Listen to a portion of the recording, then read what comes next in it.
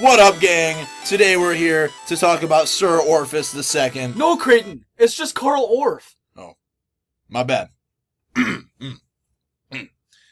Carl Orff was a guy who did music things in history.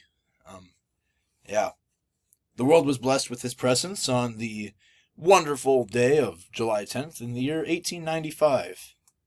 On the tragic 29th of March, in the 1982nd year of our Lord, we sadly lost this blessed man.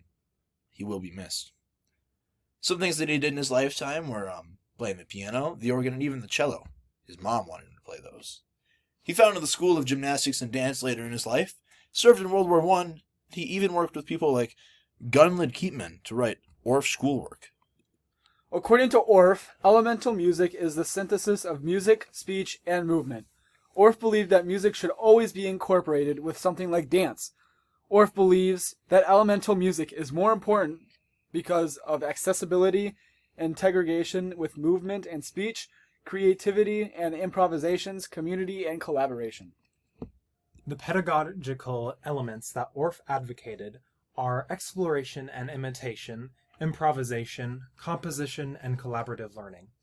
Exploration allows children to take their own creative liberties in learning music.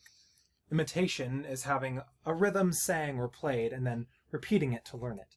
Improvisation is giving students a structure to work with and letting them decide what they will do themselves, without a chance to mess up. Composition is giving children the opportunity to compose their own pieces of music. In collaborative learning, students work together in groups so they can learn in a safe space. Orff schoolwork is a collection of music for children compiled by both Gunlid Keatman and Carl Orff. Wait a minute. Carl Orff. Orff schoolwork. Guys, Orff schoolwork is the same name as Carl Orff. Do you think it's named after him? I think so, Creighton. Yeah, probably. That's insane. Okay. Anyways, it was a 5-volume work that was published and introduced new musical concepts to children. They started with the pentatonic scale, and they moved up to more complicated doohickeys, the dominant and bourdon patterns of both major and minor keys. Orff believed that all children should partake in music education. He thought that music was an integral part of all education and tapped into a child's sense of play. Sound before sight was something that Orff thought should be prioritized in music education. Orff schoolwork digs deeper into the idea of sound before sight. He believed that a child's sense of play was a legitimate vehicle for learning. Therefore, music education and learning should be intuitive to the child and should include musical play. His educational philosophy encouraged him to have the children experience music at their own level of understanding.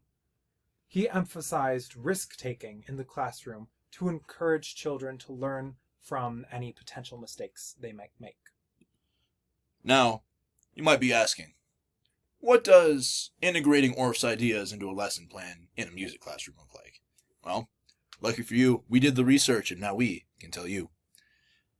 Using Orff's ideas in a lesson plan would look like, using music games, having the kids be physically active. They'd be involved by dancing, moving. That's good. Orff liked that a lot. They'd be improvising and they'd be exploring, taking risks during composition and improvisation. They'd be imitating the teacher and they would be collaborating with other students. Orff learning instruments are some barred instruments that you could use as well. These instruments, they allow some of the bars or notes to be removed. That way kids can easily play them without the possibility of having a quote-unquote wrong note. Guys, I think Orff is pretty amazing.